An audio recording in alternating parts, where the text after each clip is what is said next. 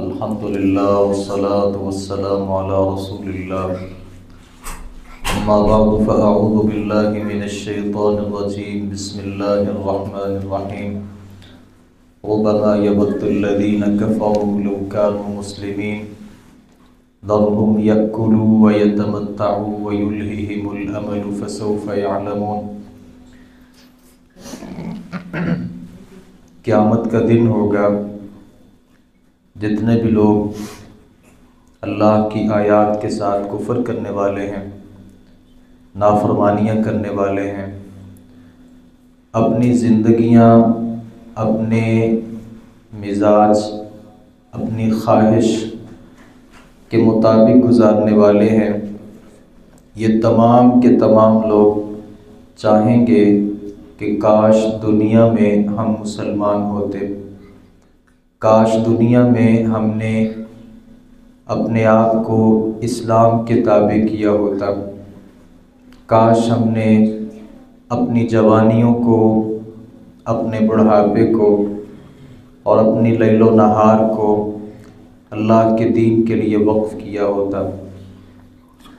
اللہ تعالیٰ فرماتے ہیں کہ آپ ان کو چھوڑیے، یہ دنیا کی زندگی میں جس فائدے کو حاصل کرنا ہے کریں، اپنی لمبی لمبی امیدوں میں زندگی گزاریں۔ ایک وقت آئے گا کہ وہ جان لیں گے کہ ہماری دنیاوی زندگی میں جتنی بھی کوششیں اور کاوشیں تھیں وہ تمام کی تمام بے مقصد اور بے فائدہ تھیں۔ یہ باتیں انسان قیامت کے دن اللہ رب العالمین سے کرے گا۔ اللہ اس کا جواب کیا دیں گے؟ یہ اللہ رب العالمین سے کہے گا کہ اللہ مجھے ایک دفعہ دنیا میں واپس بھیج دے، لعلی اعمل صالحا فیما ترکت، میں وہ عمل کر کے آؤں گا جو میں نے اپنی اصل زندگی میں چھوڑ دیے تھے۔ تو اللہ کی طرف سے جواب کیا ہوگا؟ کلا، ہرگز نہیں، یہ انسان کی صرف خواہشات ہو سکتی ہیں کہ مجھے دوبارہ میری زندگی میں لٹایا جائے تاکہ میں جا کے نیک عمل کروں۔ قیامت کے دن یہ انسان کی خواہش ہوگی۔ یہ دنیا میں بڑی بڑی قومیں اور بڑی بڑی جو اس دنیا میں امتیں پیدا ہوئیں، جو نبیوں کے ساتھ بھی مذاق اڑاتی اور نبیوں سے بھی کہا کرتی تھیں کہ فأتی بآیات فأتینا بما تعدنا ان کنت من الصادقین، نبی تو ہمیں عذابوں سے ڈراتا ہے، ہم عذاب سے ڈرنے والے نہیں ہیں، اگر کوئی عذاب ہے تو لاؤ، ہم اس عذاب کو برداشت کرنے کے لیے تیار ہیں۔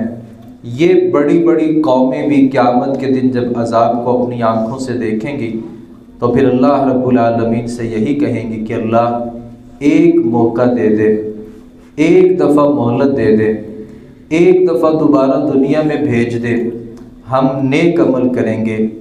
میرے اور آپ کے لیے پیغام اس آیت مبارکہ میں یہ ہے کہ میں اپنی جو زندگی ہے اسی زندگی کو غنیمت سمجھوں اور میں اسی زندگی میں اپنے آپ کو نیکی کے کاموں کے لیے وقف کروں، اپنے آپ کو یہ بات سمجھاؤں کہ کسی صورت بھی مرنے کے بعد اللہ نے مجھے دوبارہ دنیا میں نہیں بھیجنا، یہ دنیا دارالعمل ہے، میں جو اس میں عمل کروں گا قیامت کے دن اس کو اپنی آنکھوں کے سامنے پاؤں گا۔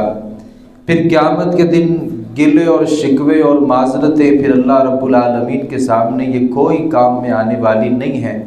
تو اپنی زندگیوں کو، اپنی جوانیوں کو، اپنے اوقات، اپنے لمحات کو ایک اللہ کے تابع کر دیجئے اور یہ سمجھیے کہ یہی زندگی ہے۔ جیسے ہی کسی آدمی کی موت آ جائے گی اس کے بعد پھر عمل کا جو سلسلہ ہے وہ ختم ہو جائے گا۔ تو اللہ رب العالمین سے اپنے نیک اعمال کی توفیق مانگتے رہیے۔ سورۃ الحجر کا دوسرا مقام ہے انا نحن نزلنا الذکر وانا لہ لحافظون۔ اللہ فرماتے ہیں ذکر کو ہم نے نازل کیا، ہم ہی اس کی البتہ حفاظت کرنے والے ہیں۔ بعض لوگوں نے کہا کہ اس سے مراد اللہ یہ کہہ رہے ہیں کہ اس قرآن کو ہم نے نازل کیا اور اس قرآن کی حفاظت بھی ہمارے ذمہ ہے۔ بہت غلط بات ہے جن لوگوں نے یہ کہا۔ اللہ نے یہ فرمایا ہے کہ ہم نے ذکر کو نازل کیا ہے۔ ذکر سے مراد قرآن بھی ہے اور حدیث بھی ہے۔ جو منکرین حدیث یہ کہتے ہیں کہ حدیثیں تو بعد میں لکھی گئی تھی نا، تو حدیثوں کے اندر غلط حدیثیں بھی شامل ہو گئیں، کچھ ضعیف حدیثیں شامل ہو گئیں، کوئی موضوع حدیثیں شامل ہو گئیں، تو ہم تو قرآن کو صرف مانتے ہیں، حدیث کو نہیں مانتے، کیونکہ حدیث میں بہت سی ضعیف حدیثیں بھی موجود ہیں۔ تو اللہ فرماتے ہیں کہ ہم نے اس ذکر کو، مطلب قرآن کو اور حدیث کو، یہ دونوں نصیحتیں ہیں، ہم نے ہی ان دونوں نصیحتوں کو نازل کیا ہے اور ہم ہی ان دونوں کی حفاظت کرنے والے ہیں۔ یہ قرآن مجید ہماری آنکھوں کے سامنے پڑا ہے، یہ 1450 سال گزر گئے، اس کی صورتیں، اس کے کلمات، اس کے حروف اور یہاں تک کہ زبر، زیر اور پیش میں بھی کوئی تبدیلی نہیں آئی۔ اگرچہ کچھ ایسے حالات بنائے گئے تھے کہ اس قرآن مجید کو جلا دیا جائے، کتنے ہی حافظوں کو شہید کیا گیا تاکہ ان کے سینوں سے اس قرآن کو نکالا جا سکے۔ اللہ نے معجزاتی طور پہ اس قرآن مجید کے حافظ کھڑے کر دیے۔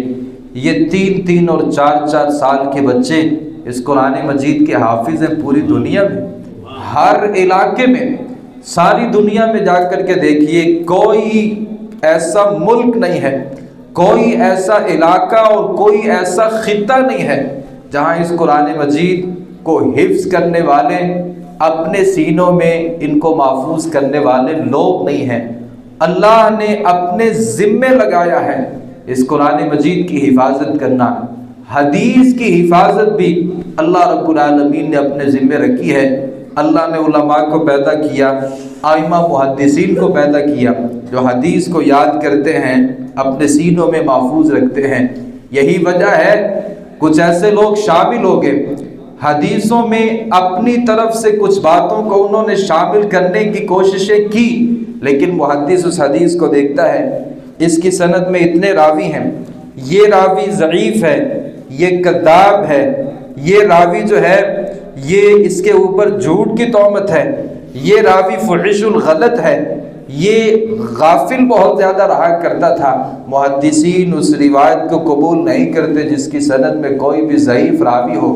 اس کا مطلب یہ ہوا کہ اللہ نے محدثین کے ذریعے حدیث کی حفاظت بھی کی ہے، حفاظ کے ذریعے اللہ نے قرآن کی حفاظت کی ہے۔ یہ اسلام جو اللہ نے بھیجا ہے، یہ یعلو ولا یعلی علیہ، اسلام تو اللہ نے غالب کرنے کے لیے بھیجا ہے، ایسا قطعاً نہیں ہو سکتا کہ یہ قرآن مجید جو ہے یہ مغلوب ہو جائے۔ اللہ نے قرآن کو صرف اور صرف غالب کرنے کے لیے بھیجا ہے۔ سورۃ الحجر کے بعد ہمارے پاس سورۃ النحل ہے۔ اللہ رب العالمین نے سورۃ النحل میں اپنی جتنی بھی اللہ کی تخلیقات ہیں، اللہ نے بطور انعام ان کا تذکرہ کیا ہے۔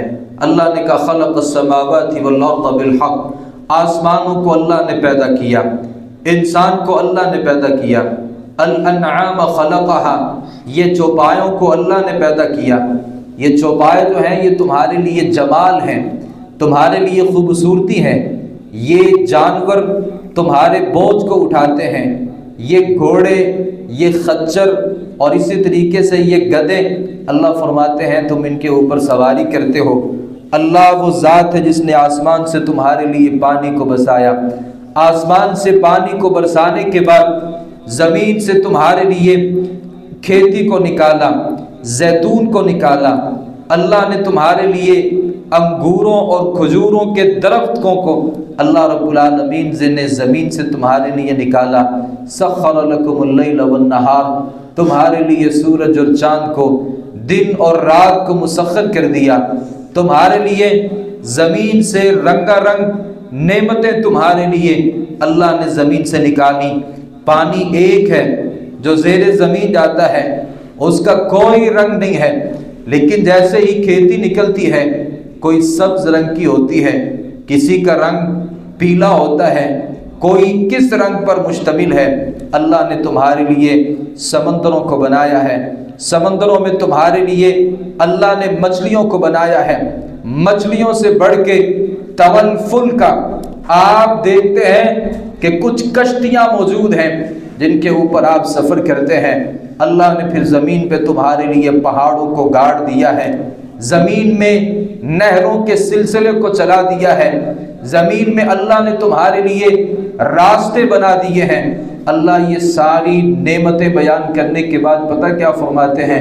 ان تعدوا نعمت اللہ لا تحصوها، یہ تم اللہ کی نعمتیں شمار کرنا شروع ہو جاؤ، ایک کاپی پینسل لے کے اللہ کی نعمتوں کو لکھنا شروع کر دو، آپ کی زندگی ختم ہو سکتی ہے لیکن اللہ کی نعمتیں جو ہیں وہ ختم نہیں ہو سکتی۔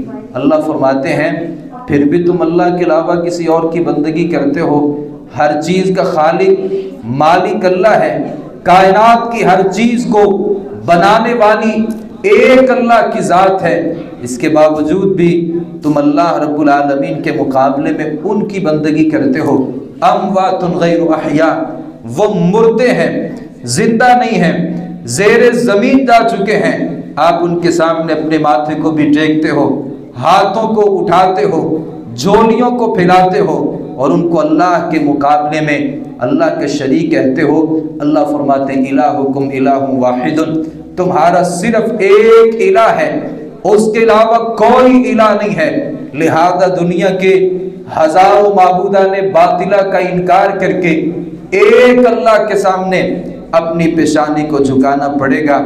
یہ سورۃ النحل جو ہے پیغام دیتی ہے، سبق دیتی ہے کہ اللہ نے کائنات کی ہر چیز کو پیدا کیا ہے، ہر چیز، ہر نعمت اللہ رب العالمین کی طرف سے ہے، لہذا ان نعمتوں کی وجہ سے اللہ کا شکریہ ادا کیجئے۔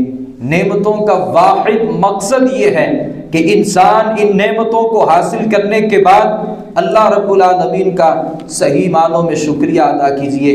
ساتھ ہی اللہ رب العالمین ایک بیٹی کا تذکرہ بھی کرتے ہیں، اذا بشر احدهم بالانثى ظل وجهه مسودا وهو كظيم يتوارى من القوم من سوء ما بشر به ايمسكه على هون ام يدسه في التراب۔ جاہلیت کے اس معاملے کا اللہ نے تذکرہ کر دیا ہے۔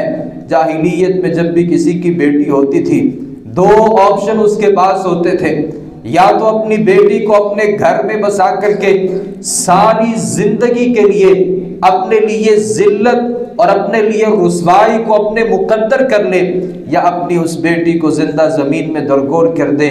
اللہ فرماتے ہیں الا ساء ما یحکمون، لوگ جو فیصلہ کرتے تھے کتنا برا فیصلہ ہوتا تھا۔ اللہ بیٹی کو رحمت بنا کے بھیجتے ہیں، جیسے ہی بیٹی آپ کے گھر میں آتی ہے یہ رحمتوں کے دروازوں کو کھول دیتی ہے، لیکن جاہلیت میں لوگ یہ اللہ نے بیٹی کو بطور نعمت ذکر کیا ہے، بطور رحمت ذکر کیا ہے۔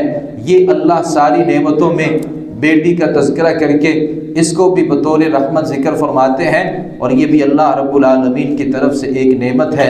اللہ فرماتے ہیں ان لکم فی الانعام لعبرہ، تمہارے لیے یہ جو جانور چوپائے ہیں اس میں تمہارے لیے عبرت ہے۔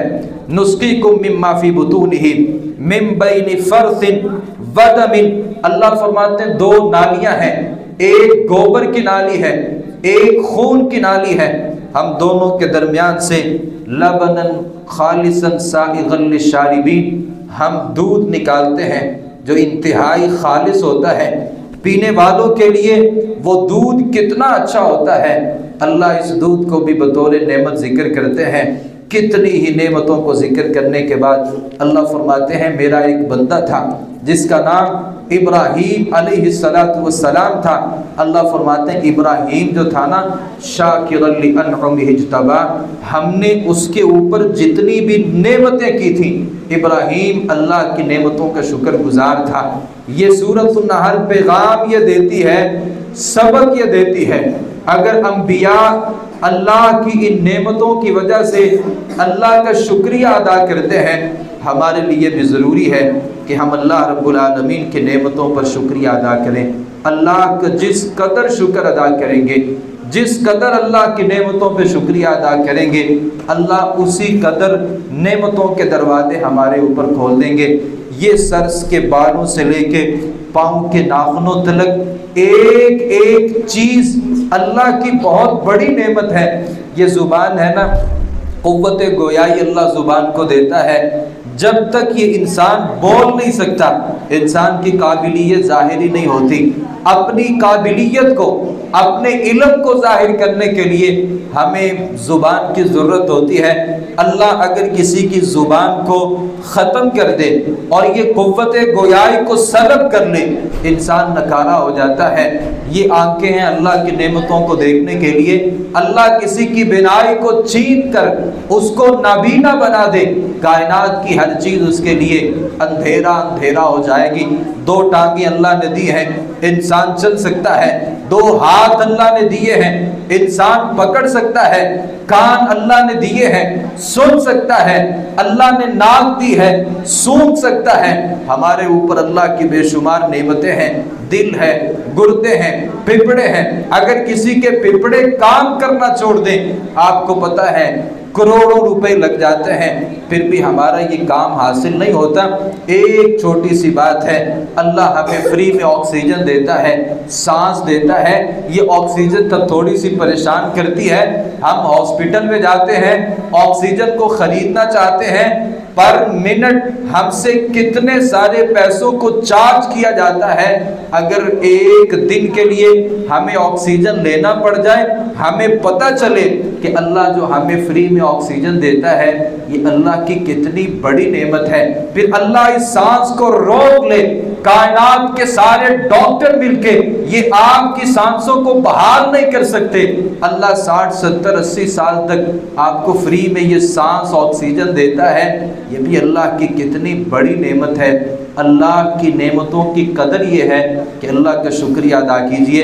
اگر ہم سابقہ قوموں کی طرح اللہ کی ناشکری کرنا شروع کر دیں گے، اللہ آہستہ آہستہ نعمتوں کو سلب کر دے گا، اور پھر ہمارا وہی انجام ہوگا جو کبھی سابقہ امتوں کا ہوا کرتا تھا۔